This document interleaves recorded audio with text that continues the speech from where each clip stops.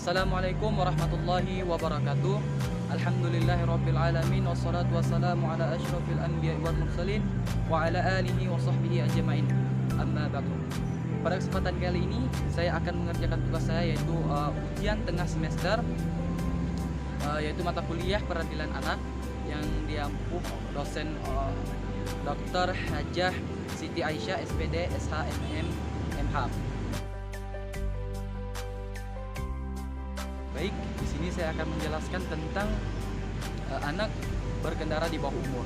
Undang-undang berkendara di bawah umur, peraturan tersebut tertuang di dalam pasal 281 Undang-Undang Nomor 22 Tahun 2009 tentang lalu lintas dan angkutan jalan. Lalu, selain tidak diizinkan membuat SIM, hal apalagi yang melarang anak di bawah usia 17 tahun tidak diperbolehkan berkendara motor ataupun mobil. Kemudian para orang tua perlu tahu bahwa anak yang belum cukup umur yang nekat mengendarai motor ataupun mobil bisa juga dihukum pidana. Sebelum mengizinkan anak-anaknya mengendarai sepeda motor ataupun mobil, para orang tua sepertinya perlu lebih paham soal aturan berkendara.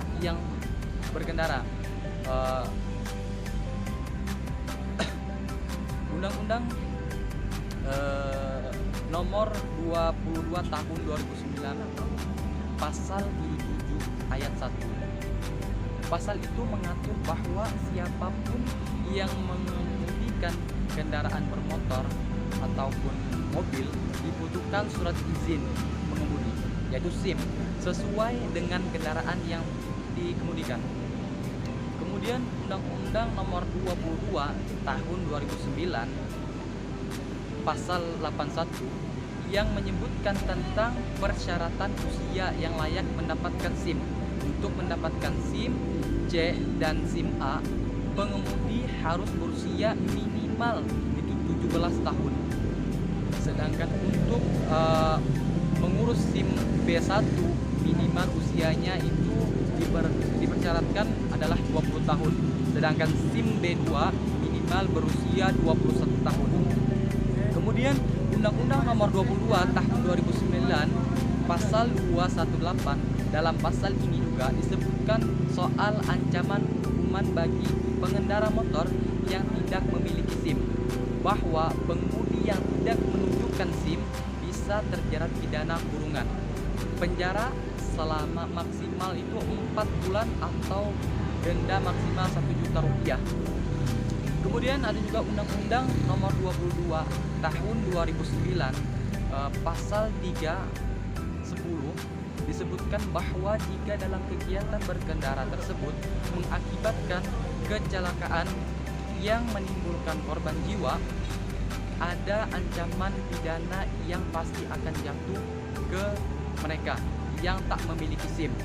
Nah, pidana tersebut adalah denda 1 juta hingga 12 juta rupiah hingga kurungan penjara 6 bulan sampai 6 tahun.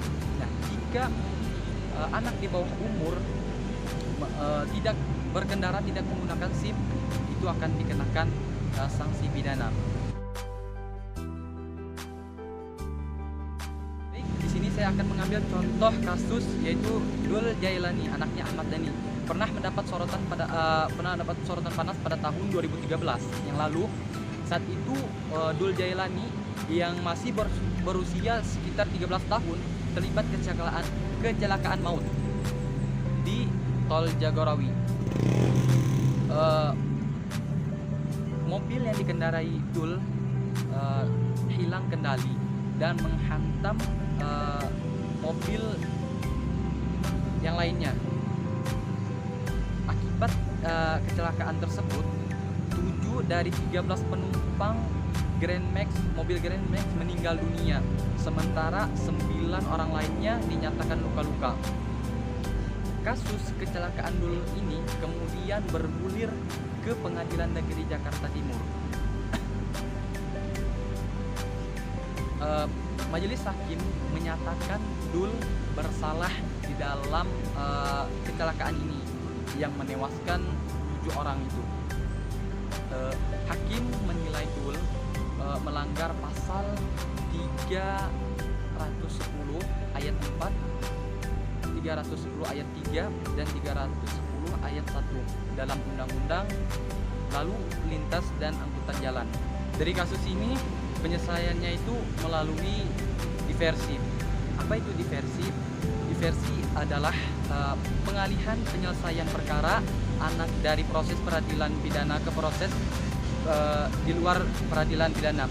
Dalam kasus Dul ini, diversi wajib diupayakan karena ancaman pidana terhadap Dul kurang dari 7 tahun penjara, dan apa yang dilakukan Dul bukan merupakan pengulangan dari tindak pidana, karena mengingat Dul masih usianya pada saat itu 13 tahun.